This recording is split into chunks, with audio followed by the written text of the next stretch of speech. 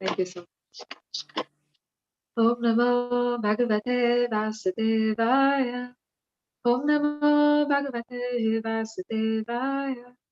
Om Namo Bhagavate Vasudevaya.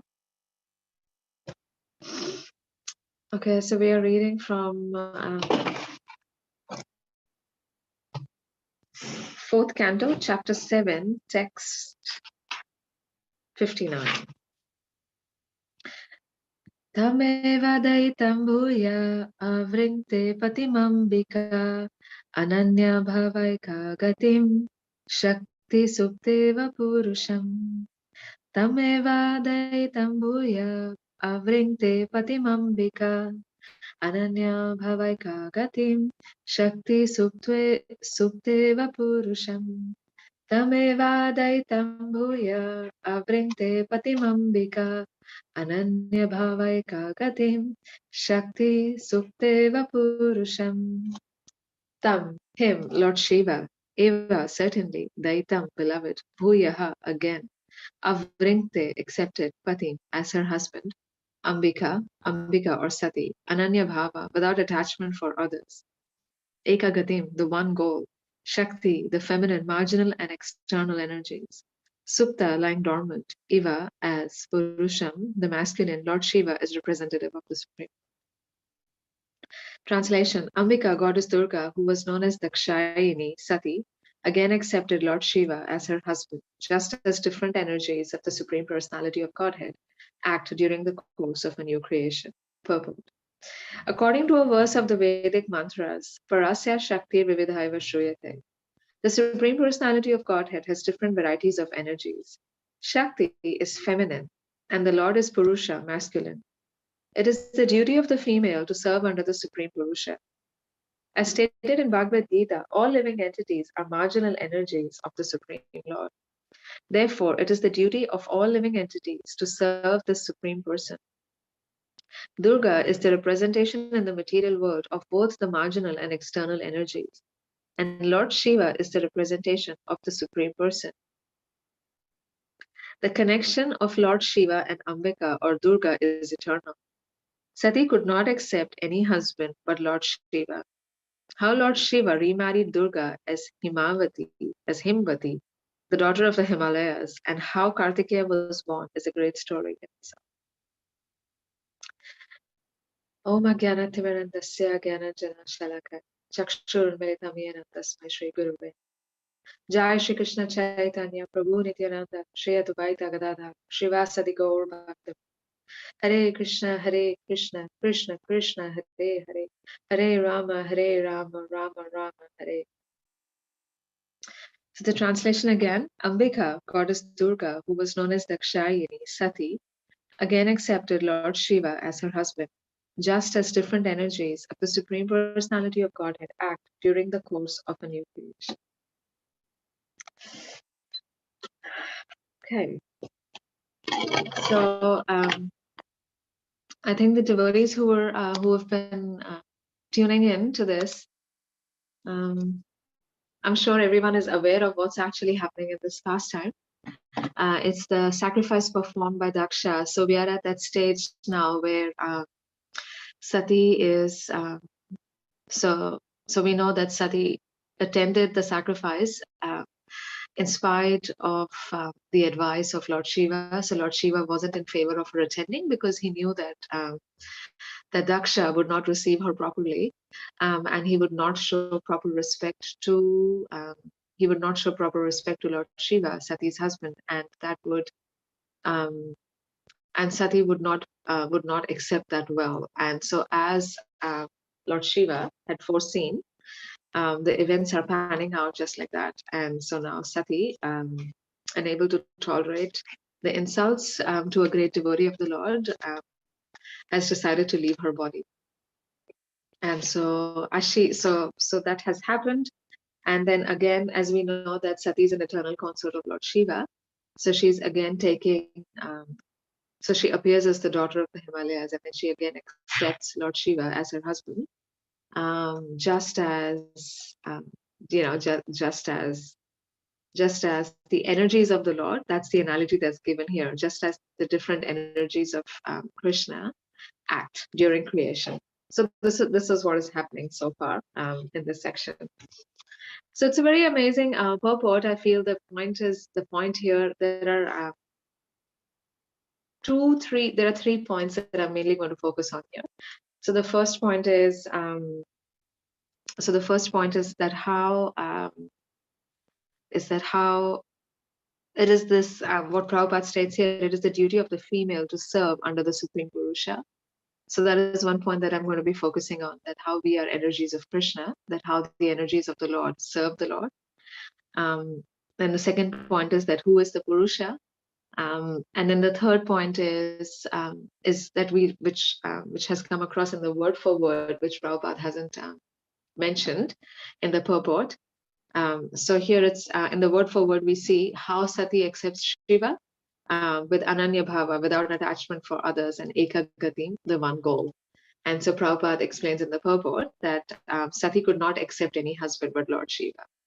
So I was thinking that this also applies for how a pure devotee of the Lord accepts Krishna with Ananya Bhava, without attachment for anyone else, and Krishna is the only goal for the devotee. Okay, so the first point that I wanted to focus on was how we are parts and parcels of Krishna. So in chapter 15, text 7 of the Bhagavad Gita, it's a famous verse, Mamai Vamsho Jiva Loke, Jiva Bhuta Sanatana. So Mamai Vamsho Jiva Loke, so Krishna is saying that all living entities are my eternal fragmental parts. All conditioned living entities in this world are my eternal fragmental parts. And they are struggling very hard with the 6 senses, which include the mind. So Krishna in this text, he is saying that how all living entities are his eternal fragmental parts. So we are part and parcel of Krishna.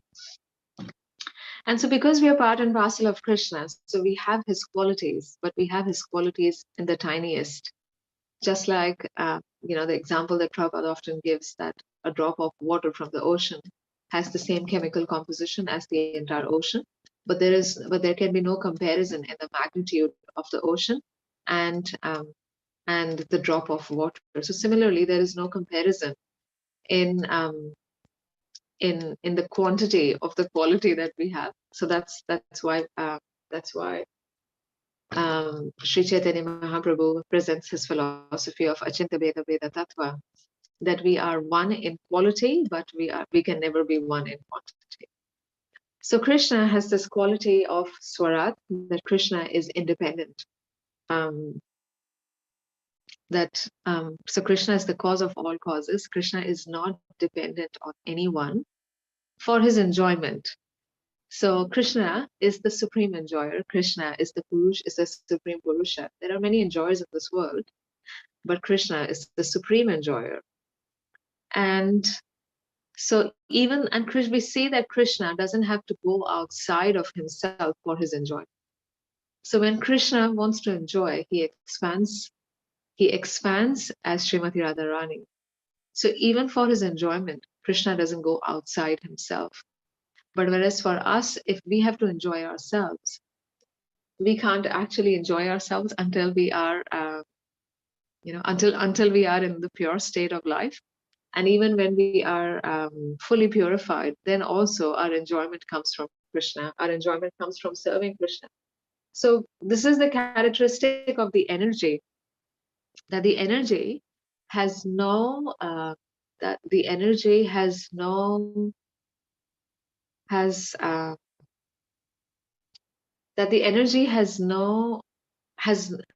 existence without the energetic source.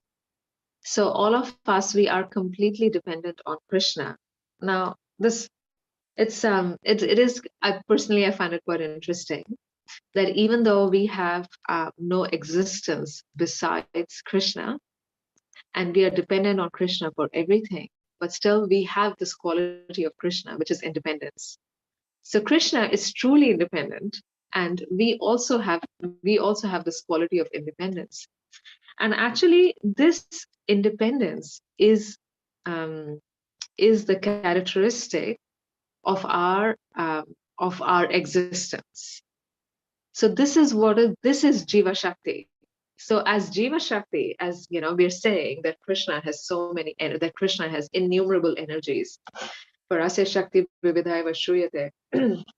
So Krishna has so many energies, and the living entity is one of his energies. So Jiva Shakti. So what is this Jiva Shakti? So this Jiva Shakti is this independence that we have. And it is very tiny, but actually that is all that we have, this tiny independence. So either we can use this independence or we can misuse it. So when we use this independence, then we are situated in our constitutional position. And when we misuse this independence, then we are situated in illusion. So I find it very interesting that Prabhupada, when he summarizes the Bhagavad Gita, not summarizes, when he concludes the Bhagavad Gita, so the last line of the Bhagavad Gita, this is chapter 18, text 78, this is how he finishes his Bhagavad Gita, the last line. The living entity is situated between the two energies of the Lord. And because he belongs to the superior energy of the Lord, he has a particle of independence. By proper use of that independence, he comes under the direct order of Krishna. Thus, he attains his normal condition in the pleasure-giving potency. So I think it's quite amazing that Prabhupada this is the concluding line of the Bhagavad Gita. So this is actually the sum and substance of the philosophy of Krishna consciousness. You know, that we are eternally, we are part and parcels of Krishna, and we have this quality of independence. And now the question is, what are we going to do with it? And this is the whole reason why the show of material existence is going on. That Krishna comes here as himself. Krishna comes in countless incarnations. Krishna sends his devotees. Krishna sends the Shastras to inspire the living entity to serve Krishna, is to serve Krishna directly instead of serving Krishna indirectly through his material energy. So, and this is what this purport is stating as well, that that Mother Sati, she represents Durga is the representation in the material world of both the marginal and external energies. So we are the marginal energy of the Lord. So so she is representing the marginal energy, and Lord Shiva is representing Lord Shiva is the representation of the Supreme Person. So just as Mother Sati serves Lord Shiva without attachment to anyone else and with him being as the only goal, so similarly the living entity is meant to serve the Supreme Lord. Okay, so I'm going to speak a little bit on this point of our independence, Jiva Shakti. So we can use our, so as I was stating before, that we can use this energy or we can misuse it. So first, let's speak about let's discuss a little bit about misusing this energy, because this is why we are here in the first place, is because we are misusing our independence. So when we misuse our independence, we are actually exploiting Krishna's energy. So when we are misusing our independence, we are exploiting Krishna's energy for our pleasure instead of his pleasure. And when we do that, then as I was saying before, we become covered over by the illusory energy of the Lord. So instead of instead of our awareness being that I am an eternal servant of Krishna and I'm meant to serve his servants and I'm meant to work for his pleasure, we start to think that I'm the enjoyer and I'm the controller, and that I'm actually meant to use my senses for my pleasure, and everyone else is also meant for my pleasure. So we become situated in this illusion that everything around me is meant for my pleasure. And so when we come under the cover of the illusory energy, we know that illusory energy has two characteristics. She works in two ways. So first is that she covers us, and then that we get covered over. No, sorry. The first is that we get thrown into this illusion that I'm this body and everything is meant for my satisfaction, and then we get covered over. So we don't even have this awareness that we are actually that we are actually that we are actually in this illusion. So Krishna's system is so expert, because if we had this knowledge, if we had this awareness that actually I'm part and parcel of Krishna and I'm meant to be serving him, instead of using my, instead of using my senses for my own enjoyment, then we wouldn't be able to do it. So that we can fully satisfy our propensity to enjoy ourselves, Maya has this function of covering our knowledge, of covering our consciousness, um, and imposing this false ego on us that actually I'm this body and I'm meant to enjoy myself and I'm meant to control others for my enjoyment. So it's important to remember that Maya has these two potencies. So first is it throws us and then it covers us. And this, it's very hard, that's the reason why it's very hard, because we don't even know that we are an illusion. And when you don't even know that you are sick, why would you feel inspired to take the medicine? So this is why we see that whenever our practice of bhakti slackens, um, we don't feel inspired to, it's like we just don't feel inspired to pick it up, and we don't even realize that how we are losing our taste, because Krishna's finest energy in the material world is time, and time works in a very subtle way, and it works in a way that the energy of time is said to be imperceptible. Effects of time are imperceptible. So if our bhakti practice is slack, this time energy, it works on us, and we don't even realize how our taste for bhakti is fading, and how we are slowly seeping back into illusion. So that's why it's very important, if we want to avoid this covering effect of Maya, to have very strong association of Guru, Sadhu, and Shastra. If we don't have these three in our life, if we don't have constant association of Guru, Sadhu, and Shastra, then we can just get very easily covered over, very easily covered over. Because this is the trick of Maya, that it makes us think that we are spiritual. It makes us think that what we are doing is good, and that our Krishna consciousness is in a good state. This is what Maya does to us. It covers us over. But whereas when we have the association of devotees and sadhu, guru, and shastra, then it's a reality check. We constantly know where we are at. So so when we use Maya, when we use Krishna's energies for our own pleasure, then what is the consequence? So I'd like to read from the 11th canto, chapter 26, Aila Gita, text 14, 16 and 7.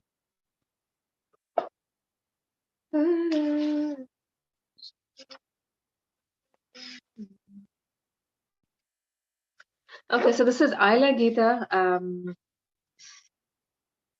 So just a tiny bit of context. This is King Pururava. He's also known as King Aila, and we've read about him in the 9th canto, where he is so crazy after Urvashi. And if you remember, Urvashi has these two lambs, and she tells him that she tells the king that as long as these two lambs are there, I will be with you. But once these lambs are gone, I will also abandon you. And so Indra is missing Urvashi in his assembly hall. So he sends his agents to kidnap the lambs, and so the lambs get stolen. And so Urvashi leaves this king, and now this king is so distraught. So this is the king speaking here. Okay. Text 13. So this is what happens when we use Krishna's energy for our purposes. Text 13. To hell with me. I'm such a fool that I didn't even know what was good for me, although I arrogantly thought I was highly intelligent. Although I achieved the exalted position of a lord, I allowed myself to be conquered by women, as if I were a bullock or a jackass. Even after I had served the so-called nectar of the lips of Urvashi for many years, my lusty desires kept rising again and again within my heart and were never satisfied. just like a fire that can never be extinguished by the oblations of ghee poured into its flames. Because I allowed my intelligence to become dull, and because I failed to control my senses, the great confusion in my mind did not go away, even though Urvashi herself gave me wise counsel with well spoken words. Now, I can very well relate to this. That, as I was saying before, that if our bhakti practice slackens and if our intelligence is not sharp enough, then even though we may be receiving good counsel from our spiritual master, from the Shastra, from the devotees, but because our intelligence is not sharp enough, we don't take it. And this is what the king is saying, that even though Urvashi had told him, that this is not a good idea, but he still didn't listen to her advice. And then text 17. How can I blame her for my trouble when I myself am ignorant of my real spiritual nature? I did not control my senses, and so I am like a person who mistakenly sees a harmless rope as a snake. So we see here the consequence of misusing Maya, because we exploit the material energy with the hope that we will get happiness and satisfaction, but that doesn't happen anyway. It just makes us even more frustrated because it is like scratching the itch. It just increases our desire to scratch the itch more and more. The itch is never satisfied. The itching sensation is never satisfied. It's like pouring butter into fire, like putting ghee into fire. It only, the fire just blazes more and more. So the fire of material desires, this fire blazes more and more in the heart as we try to satisfy these material desires outside of the scope of Krishna consciousness. And the same thing is also exemplified by the pastime of Maharaj Yayati, King Yayati, when he is narrating the story to his wife, the story between the she goat and he goat. We see the exact same thing pan out. Okay, so we've discussed a little bit about the effects of misusing Krishna's energy for our pleasure, how we get covered over and we don't even realize that how it happens, and it only brings us frustration. So now what happens when we use this Jiva Shakti properly, when we use our energy properly? So what does it mean to use Krishna's energy properly? It means to use Krishna's energy for his pleasure. My spiritual master, he recently said in a class that Krishna's pleasure is the only show in town. So Krishna's pleasure is the only show in town. So when we use Krishna's pleasure for our energy, then we are situated in our normal condition. As Prabhupada says in this last line, that we become situated in the internal energy. That's our constitutional energy. That's our constitutional position. So, but it's easier said than done, because the thing is that we've been what can I say? We've been embossed in material nature for such a long time, since time immemorial. We are embossed in material nature. As Uddhava says to Lord Krishna in Uddhava Gita, that the senses are embossed in the sense objects, and the sense objects are embedded in the senses. So how is it possible for these two to separate? So even though it is our natural position to serve Krishna, even though it is our natural position to use our independence for Krishna's pleasure, because we've been in the material environment for so long, it has become natural for us to seek shelter of the material energy. That has become natural for us.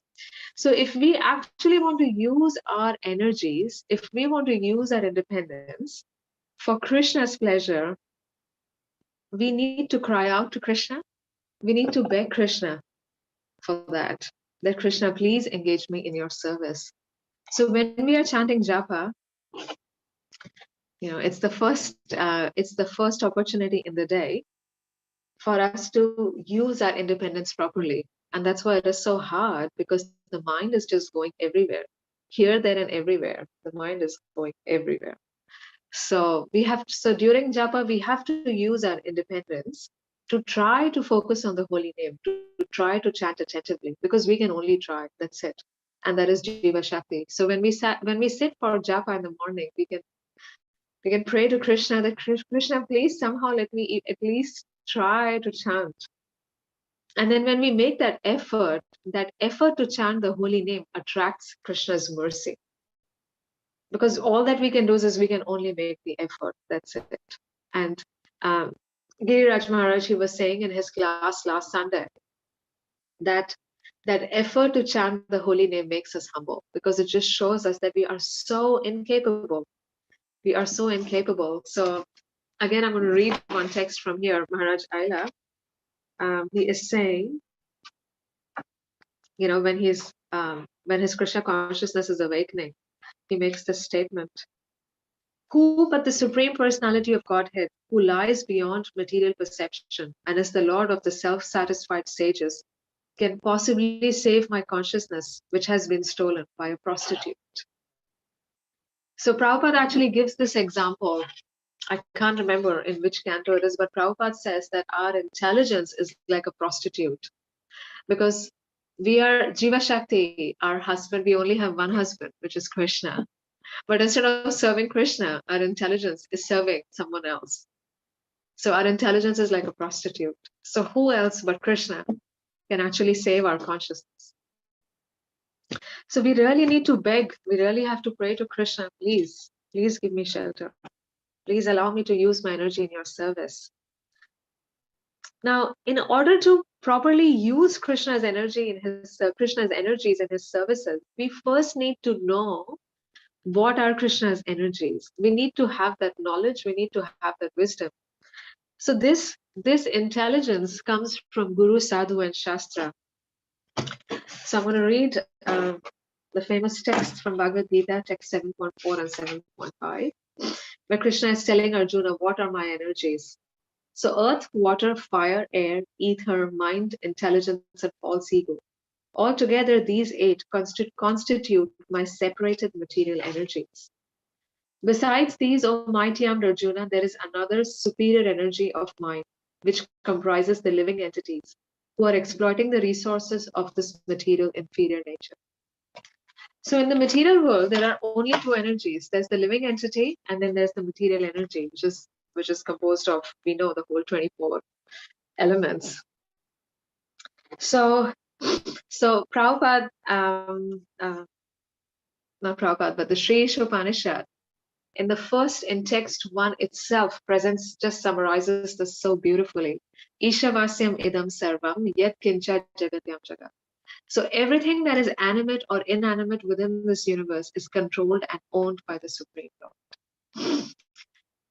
And therefore, therefore, one should only accept for himself things that are necessary for himself, knowing that this is his quota, and one should not accept anything else, knowing well to whom they belong.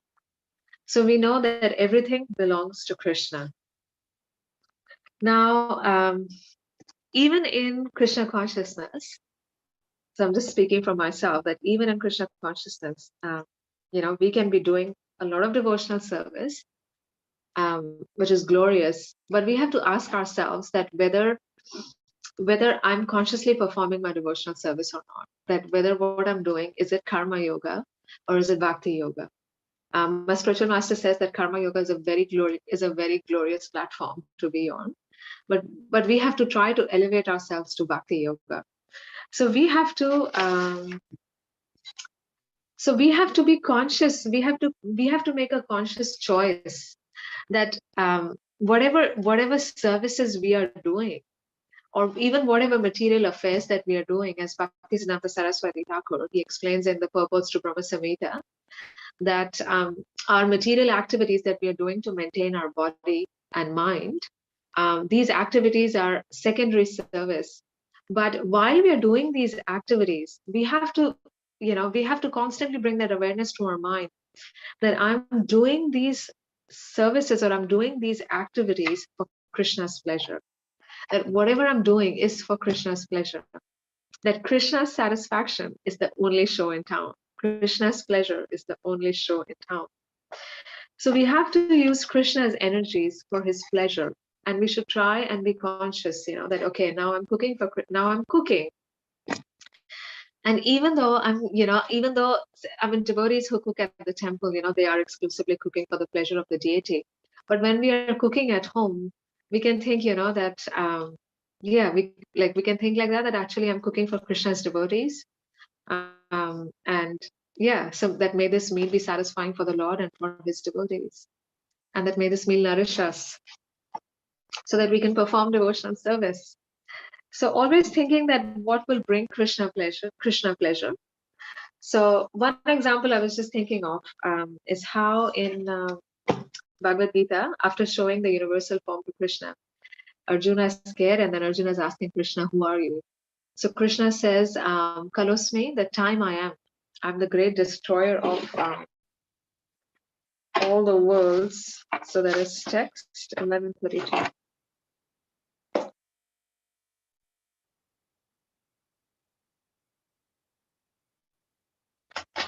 Okay. Time I am the great destroyer of the worlds, and I have come here to destroy all people. With the exception of you, the Pandavas, all the soldiers here on both sides will be slain.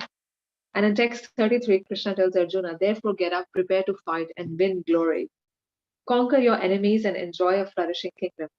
They are already put to death by my arrangement, and you, O Sabyasachi, can be but an instrument in the fight. So time is Krishna's energy, and time is moving everything in the material world. Everything in the material world is being moved by time. But time works is so subtle that we can't even see how it's moving. So I've been thinking about this, that how time, that, we all have time, that I have time, you have time, each one of us, we have time in our life. And so if we can be conscious that my personal time, it's not my personal time, the time that I have in my life, this time is an energy of Krishna. And how can I use this energy in Krishna's service? So now I can't quote the reference, but we know that Sudarsana Chakra, Krishna Sudarsana Chakra, is also a manifestation of time. And I think I'm thinking it's in the fourth canto. It's from Puranjana's pastime. That the Sudarshan Chakra is the wheel of death, and it's like a razor, and it grinds everyone to death. So the Sudarshan Chakra, as time is moving, it's bringing our death close to us. So we have to pray to Krishna that how can I use my time for your pleasure? So we know that time is there in the material world, and we feel the effect of time through its potency of destruction. Time destroys everything in the material world. It changes everything. Our body's getting old, seasons are changing, time is moving us along. And we also know that time is present in the spiritual world, but it does not have any effect. So time is there in the spiritual world only for actually, it is said that time is conspicuous by its absence. And you have the sun and moon in the spiritual world only to move on Krishna's leelas. So if we use our time for Krishna's pleasure, and if we pray to Krishna that Krishna, please let me use my time for your pleasure, that I don't want to waste my time, because time is very precious, that I don't want to waste my time. Please let me use my time in your pleasure, for your pleasure. Because often I find, that a lot of time just gets wasted in spacing out. So if we pray to Krishna like that, then actually we are not susceptible to the effect of time. Now, of course, the body is going to get old, but because we are thinking of how to use our time for Krishna's pleasure, that material energy doesn't have an effect on us. So in the Nectar of Instruction, text 1, and of course, like, to do this thing, to be able to pray to Krishna that please let me use my time for your pleasure, we need to be able to control our senses to some extent. So Prabhupada says this in text 1. Where is it? Okay. The tongue can thus glorify Okay.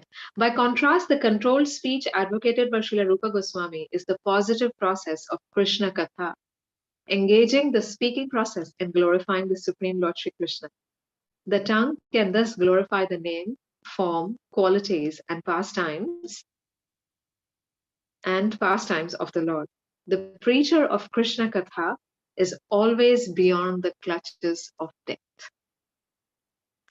Okay, so this is how we can use the material energy to serve Krishna by being conscious, by trying to remember, Krishna, how can I use my time for your pleasure?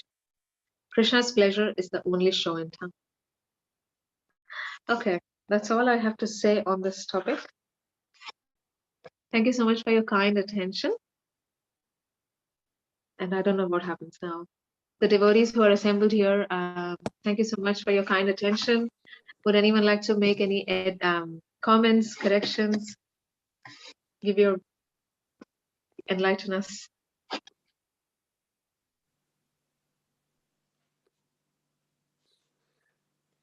Like I said, devotees, we still got some time. Anybody comments or questions? Oh, I just make one comment about this. Thank you very much for the very nice class, very enlightening. You mentioned we have very minute independence, and depends how we use it, either to serve Krishna or to serve Maya.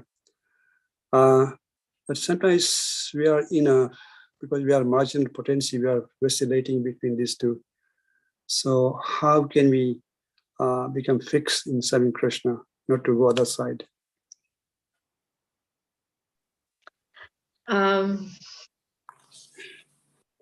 Okay, I can answer. I can think of 2 points to answer this question. So, in chapter 3, Karma Yoga, let me pull that purport. So, Prabhupada says in this purport, where Krishna is speaking about not being a pretender, but instead actually performing our services properly. Okay, here, chapter 3, text 7. The whole institution of Varna and Ashrama is designed to help us reach this goal of life. A householder can also reach this destination by a regulated service in Krishna consciousness. For self-realization, one can live a controlled life as prescribed in the Shastras and continue carrying out his business without attachment, and in that way make progress. So the point that I want to make here is that if we have regular service, it is very important to have regular service. Now, whatever that regularity is will depend on what works for our schedule. But of course, this regular service is beyond our daily sadhana. So having, having, trying our best to chant attentively and to read Shastra as much as we can, even if it is just 15 minutes a day. But then, and then listening to lectures and then having that regular service, because when you have that regular service, then it becomes a meditation. Because for a devotee, as we are practicing sadhana bhakti, we are gradually becoming more and more purified.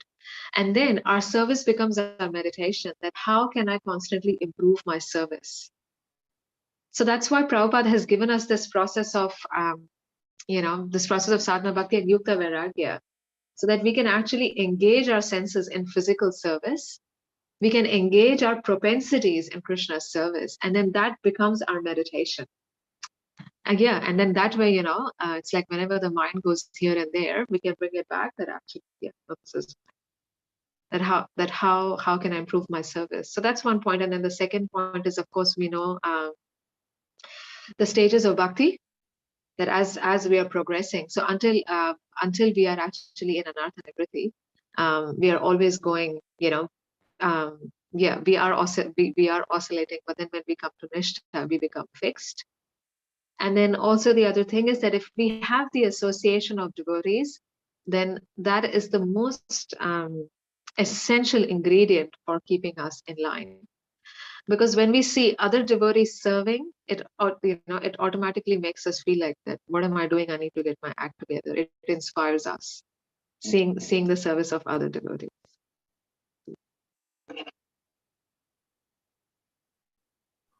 Thank you. That was wonderful. All of these 3 points. Thank you, Balaji.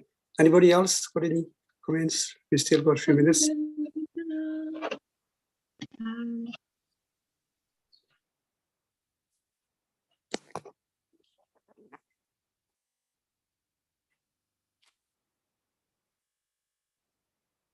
Okay, there being no further comments or questions, we'd like to thank you, Balaji, for a wonderful class, very inspiring. We'd like to see you more often on these morning classes. Thank you. Munjaranya Mataji ki jai, Srila Prabhupada ki jai, Gaur Bhakti. Vachakalpadruvecha, Kipasanivecha, Tiganam Pavani Bhivishnu. Thank you so much, Prabhu. Thank you for welcome. Hare Thank you so much, Hare Krishna devotees. And Hare Krishna Mataji. Hare Krishna.